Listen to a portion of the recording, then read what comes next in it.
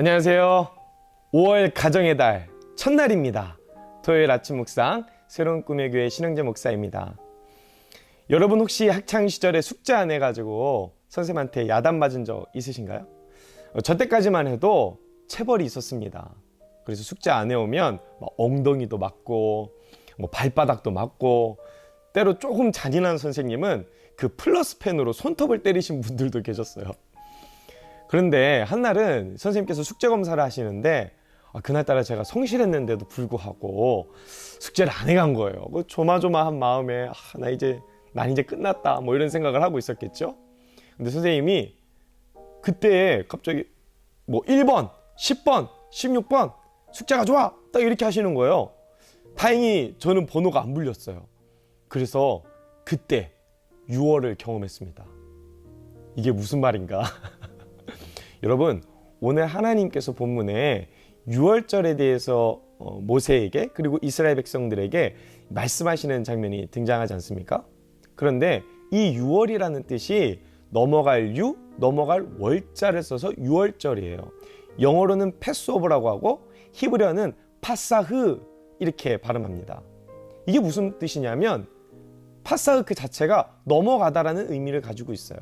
그러니까 하나님의 심판이 넘어갔다라는 걸 의미하는 거죠. 제가 오늘 이 6월절을 탐구하면서 중요한 3가지 키워드를 뽑아봤는데요. 첫 번째는 이거예요.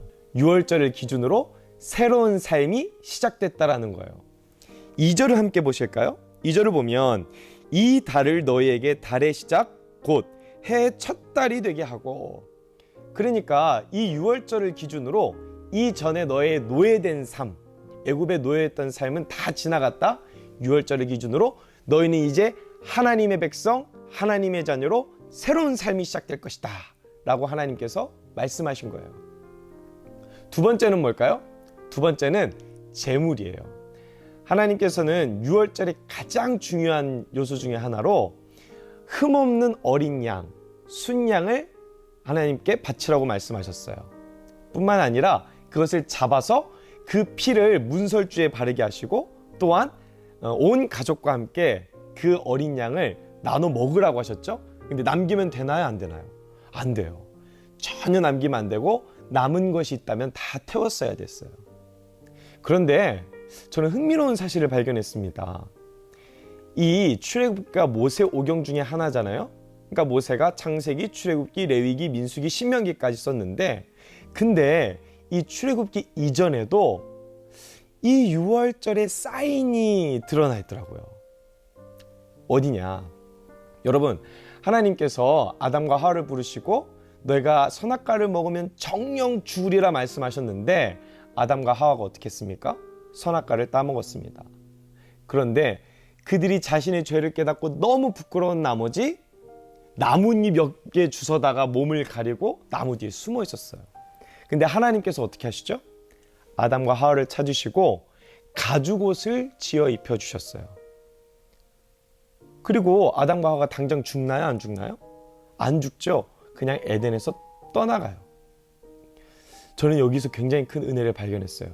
하나님께서 오히려 가축을 죽이시고 다른 곳의 피를 보시고 오히려 그 아담과 하와의 수치스러움을 감춰주시기 위해서 가죽옷을 지어 입혀주셨다라는 거예요.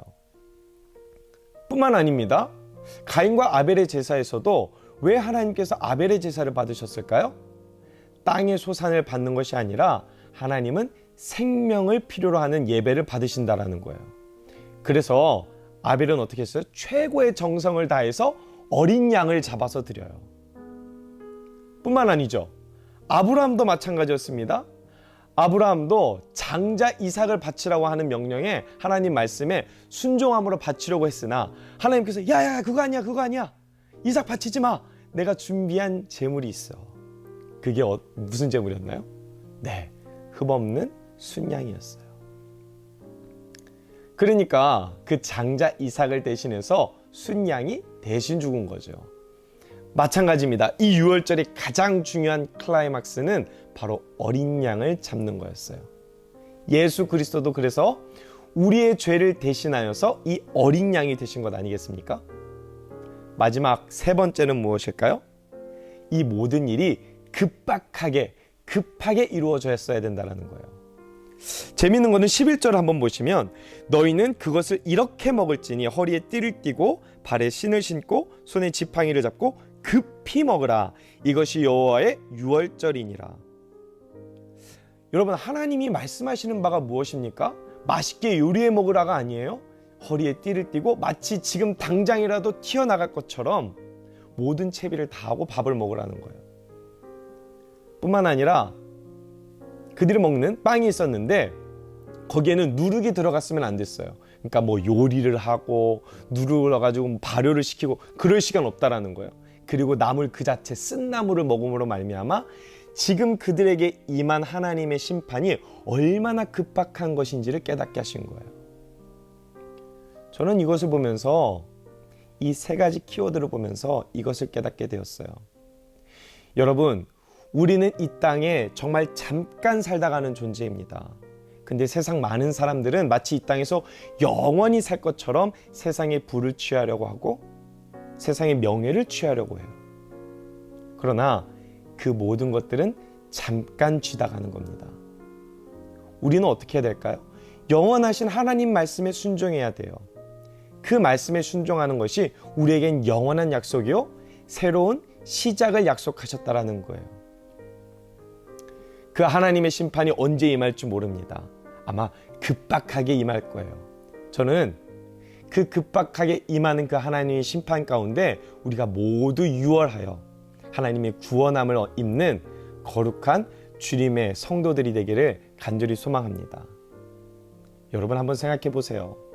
장정만 60만 명이 되는 그 많은 사람들이 이 모든 일들을 준비하려면 사실 며칠 가지고는 부족할 거예요.